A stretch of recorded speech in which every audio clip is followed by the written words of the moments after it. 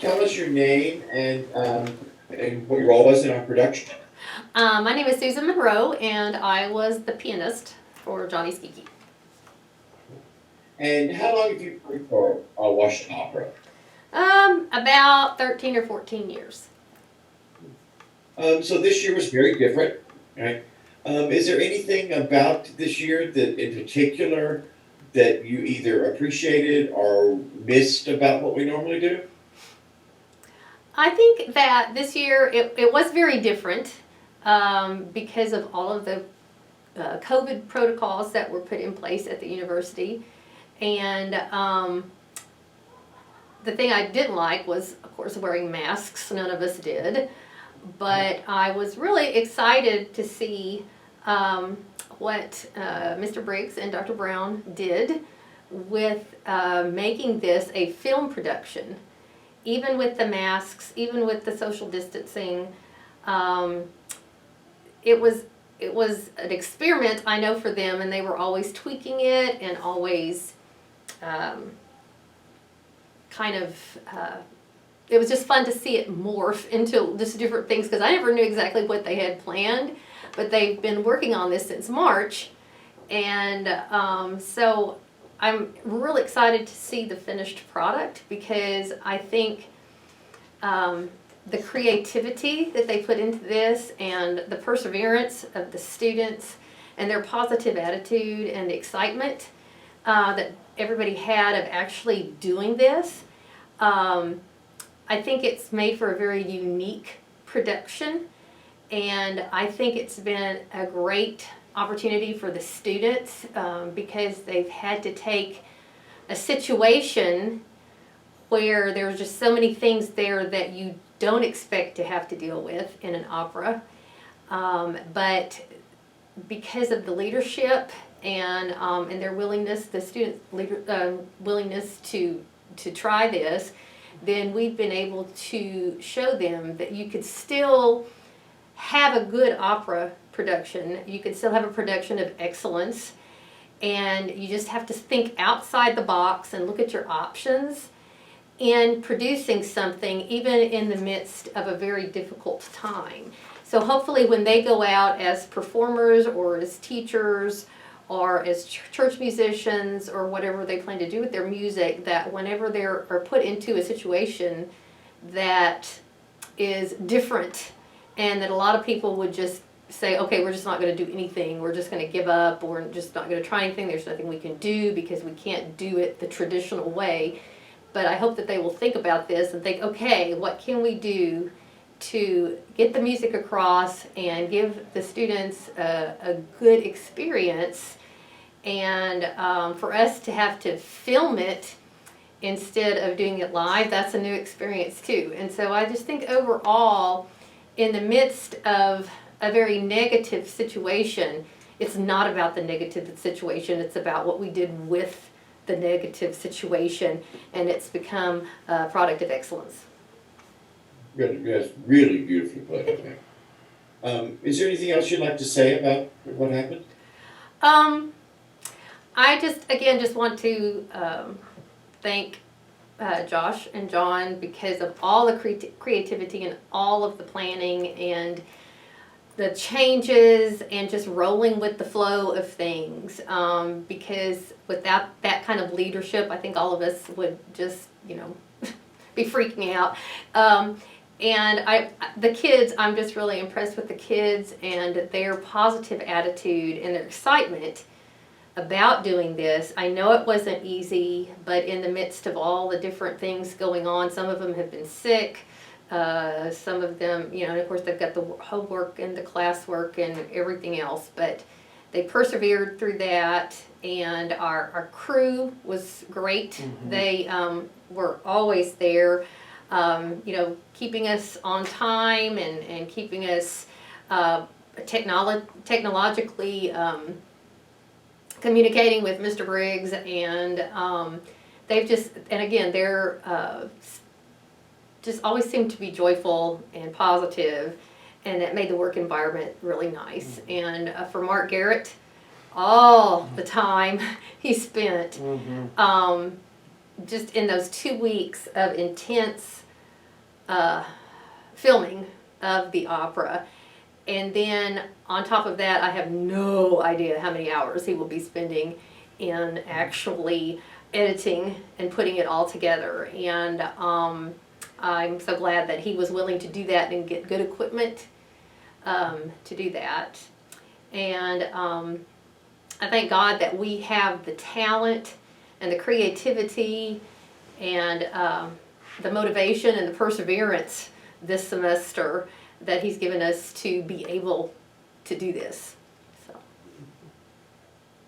Yeah, I think our faith, the mutual faith that we all share, played a huge role in the success of this, and we all had that common trust and belief that if we came together and worked together, that no matter what the end product was, it would be something that reflected that faith to others who will see it. Of course, I think that's the reason we come to work every day. Yeah, and I know I value your contribution. I mean, it's just not possible for me to express how much I value your contribution every year to this. I think the gift of time, and not only time, but the gift of listening and hearing what students need, and then finding a way to meet that need. I think that's a particular gift that you have, Susan. Thank you. And you use in our program to so freely and so willingly. And I think in many situations, you're the linchpin that makes things happen. That surprises me, but thank you. I think the fact that you don't view yourself that way is one of the reasons it works so well. Well, I think about like the time that, like, you know, me and several other people race into my office to like call John and figure out what the heck we're going to do at the next rehearsal, and you're willing to just say, hey, Carlin, or hey, let's take the trio and let me go run through this with them. And like, you're just so, that's part of that giving nature that you have that's so great, and like it just undergirds the quality of the musical product. And then I certainly think like you win the award hands down, like for coming in the most prepared musician of all of us. Goodness. Because like and then just the artistry with which you played, and your willingness to do everything I ask or try to read my brain in all these moments when I don't even know what's in my brain, and then to try to do it recorded. Like, to me, I think as a keyboard player, and I'm not professionally a keyboard player. I just, you know, I'm an above average choral director in terms of keyboard skill. And so, like, but every time I sit down, and I even on a voice memo on my phone to record myself playing something, it's like all of a sudden I find all these wrong notes that I didn't think I was playing. And yet, like, you were able to do maybe 2 or 3 cuts. Like, I mean, every time we needed a good cut, you were able to deliver that. And I just appreciate that so much. Like, when I went back and, like, I think for you and then also for all the students, like, my appreciation for the musical contributions went through the roof when I listened that first time all the way through the recording, because I could hear all the intricacies in the keyboard that I wasn't hearing in the spur of the moment. Or I could hear singers that I wasn't hearing before. And I just remember being so moved that, I think it was a Sunday, I came in and just listened all the way through, and I was like, oh my gosh, like, this is musically something we can all be really proud of, and like, your part was a huge part in that. So although we can't really express totally how much we appreciate you, we still should try. Well, in mentioning the musicians, that was another thing I was wanting to say too, is I really appreciate Jason and Grace and John playing percussion, because, you know, if you just have one keyboard, it's just hard. It's hard. And if you have somebody that's kind of doubling your notes, or, you know, you're taking turns kind of doing some stuff, you kind of get a break.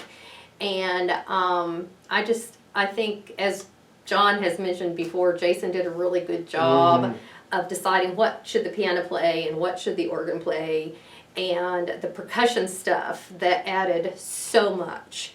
And so I really appreciate all of those people, because I think it added so much to the production, but it also made my job easier. Yeah. Well, and I love watching y'all collaborate, like you and Jason, and just, you know, like I chose early on, like I'm not gonna wade into that. I'm just gonna let the professionals do their thing, and then if there's a question or something, I certainly would answer.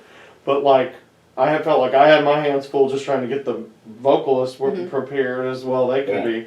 And then the percussion stuff, trying to do all that in one night, I was just like, you know, we're going to be able to do this, but it worked, it came together, and you know, and so I'm super proud of the product, and I can't wait. I'm like you, I can't wait to see the full video, because like even the snippets where we saw John's blocking and heard our music and saw what the kids were doing, like that's all unedited. I was just like, oh my gosh, you know, like there's just so many points along the journey where it's there are points of pride, and yeah.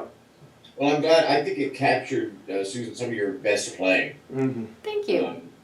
Yeah, so I'm really, really glad that we got that documented, just for posterity, for our own sakes. You know. I could say I could play at one time in my life. I couldn't. So when we came back and you started playing, and my head came out and was like, wow, she is so prepared for this. You know, wow.